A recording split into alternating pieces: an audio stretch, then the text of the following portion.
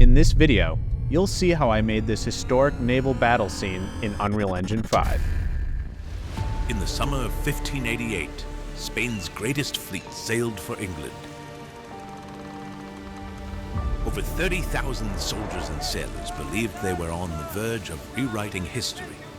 They were to invade, conquer, and overthrow Queen Elizabeth I. Apúrense. Trabajan más duro. Los estamos acercando. Trabajan. Arriba. Arriba. For these men, the mission was clear, their confidence unwavering. Spain was the most powerful empire on earth, and this armada, its sword. Commanding this fleet was the Duke of Medina Sidonia. For him and his men, victory was not just possible, it was certain.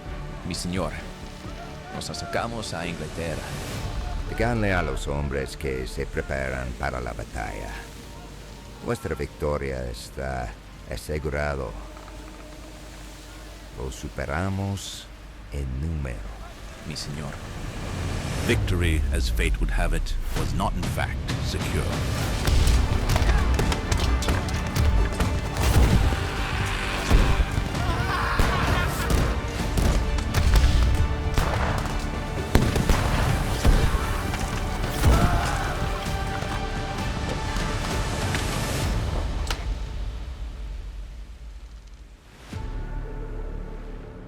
All right, thanks for watching. So my inspiration for this project came from the Epic History channel on YouTube and their series Nelson's Battles in 3D. And they use 3D models and graphics to show these naval battles, and I thought, this would be perfect to do in Unreal Engine. I'm like, how hard could it be, right? You just get some ships and some ocean, and there you go. So I went to the Unreal Engine Marketplace and just typed in ship, and after kind of searching around, landed on this really awesome Spanish galleon, and that gave me the idea to just do the battle between the Spanish Armada and England in the 1500s. So in Unreal Engine, I just duplicated the ship a bunch of times and threw down Waterline Pro is the ocean asset, and then after just kind of keyframing them a little bit, got them moving around, and added a little bit of swaying, a little bit of bobbing, and so on, and that looked pretty good actually, just kind of keyframing that. And after just kind of moving the camera around and watching the ship move, I ended up getting some pretty decent shots. This looks pretty good. But it was kind of boring, and I figured, what if we actually got down on the ships and saw, some metahumans, right? So, I started throwing some metahumans in there, and I start dressing them up with this asset pack from Polyphoria that I have called Medieval Armor, and it's great. They're really high quality. They're kind of pricey, but they look great. So I just drag the clothing into the skeletal mesh slot on the metahumans, replacing their clothing, and it works really well. And honestly, I'm kind of just making this up as I go. I'm like, let's get some crew in there. I end up with about 10 individual metahumans. Most of them are duplicates of each other. And, I figured, okay, that's enough to kind of fill the deck and make it look like, there's a crew here. And, keep in mind, I'm not entirely sure how I'm going to do this. I'm kind of experimenting as I go. And so I'm just kind of spacing the metahumans out around the ship, putting them in interesting places. And then I have both the ship and all of the metahumans added to the sequencer. And in the sequencer, all the metahumans are attached to the ship. So that's how they're able to move relative to the ship like that. And then I have a few guys with some basic animations from like a pirate motion capture pack. And I just kind of space people out around the deck doing stuff like that. And then after a while, I have just some really basic shots blocked out. And the shots aren't final, but I have like a pretty good idea of the action that I want to happen and like the different scenes that I want to play out. And so now it's time to move into the motion capture phase. So I use Move.AI for my motion capture, which uses 6 GoPros in a ring to capture the motion. And then for the face animation, I use Metahuman Animator, and I have a Rococo head rig, which you'll see in a minute. And then here I am just calibrating, and you'll see some performances coming up here. Mi señor, nos acercamos a Inglaterra. Díganle a los hombres que se preparan para la batalla. Vuestra victoria está asegurado. Lo superamos en número. So I wanted to see if Move.AI would work for getting an animation of climbing the rigging. So I set up a ladder in my volume, and honestly, it worked pretty well. It wasn't perfect. I definitely had to do some cleanup on this animation, but overall, I thought the result was cool. So back in Unreal Engine, I get my performance captures onto the Metahumans and into the sequencer, and, start just kind of scrubbing around and flying a camera around, and I'm still not 100% sure what the shots are going to be.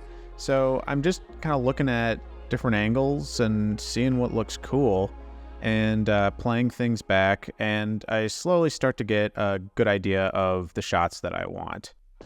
And what's so awesome about Unreal Engine is, in this case, I think, there should be some ocean spray kind of spraying up behind him. So I just go to the marketplace and grab some spray splashing particle effects. And, within a minute or two, I've got these particles added to my scene, and I'm just kind of like duplicating them along the side of the ship here. And it ends up working really, really well. And then kind of similarly, in lining up this shot, I'm looking up at the sky, and I'm like, there should definitely be some birds in the background there. So I take this old asset that I have that has some bird splines in it, and I just add a spline and kind of get some birds working, and there you go. And then the guy actually climbing the rigging, this was the only place where I had to do any real animation cleanup. So here I am just working on an additive layer on his control rig and just going and keyframing and adjusting as needed. Okay, and now to the battle scene. So I ended up just finding this particle effect that's like an artillery muzzle flash, and I just took that and duplicated it over and over and added it to the front of the cannons, as you can see, until all of the cannons had a particle effect, and then they're all added to the sequencer here. And in the sequencer, I'm able to activate each particle effect, and so I kind of stagger the start, and I end up getting this really cool effect, and it totally looks like, it's firing like a broadside blast of the cannons. And so I kind of just let that play and, look around for cool shots of it doing that. So then I got just a smaller galleon model from the marketplace to use as the English ships, and just placed a few of them in there. Didn't need too many, but just enough to kind of make it look like a battle's going on. And just kind of looking at interesting shots as I'm going, starting to line things up. And then I add the same artillery particle effect to the English ships as well. And then you can see I added some cannonball splashes. It's a splash from the same pack as the ocean spray on the side of the ship.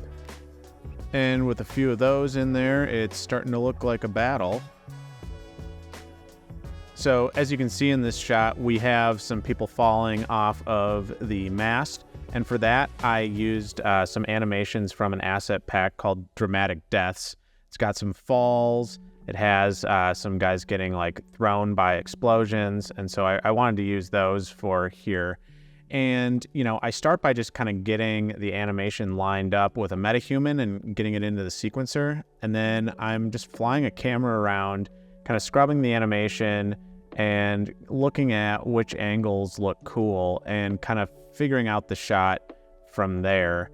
Just kind of playing the animation back, trying different things out. And this next shot is a really perfect example of that as well.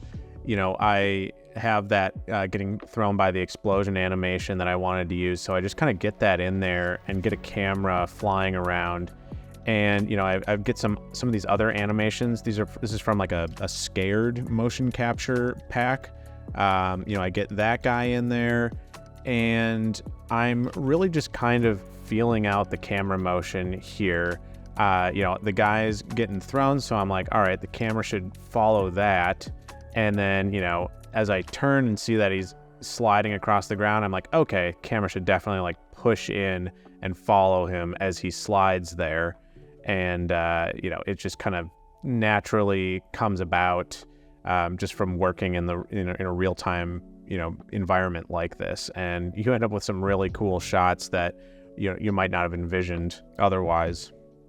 And then this shot of the shipwreck here was really inspired by the asset pack of a shipwreck that I saw that just happened to look just like the galleon. So that's a separate asset that I bought. And then what you're seeing here is Waterline Pro. It just looks like that out of the box with the waterline kind of perfectly cutting through the camera like that. And then I added these, you know, these just some swimming animations to some guys and kind of made it look like they're drowning here. And just kind of moved them right below the surface and added that swimming animation looping to them. But yeah, this is a really kind of cool and eerie shot to set up. You know, seeing it in real time like this and kind of, you know, lighting up these drowning dudes. And then up on the deck, I just added a point light to the fire, and then there's a guy doing a kind of crawling animation on the deck. And then I just recorded some voiceover and morphed my voice using 11 Labs. In the summer of 1588, Spain's greatest fleet sailed for England. Over 30,000 soldiers and sailors believed they were on the verge of rewriting history.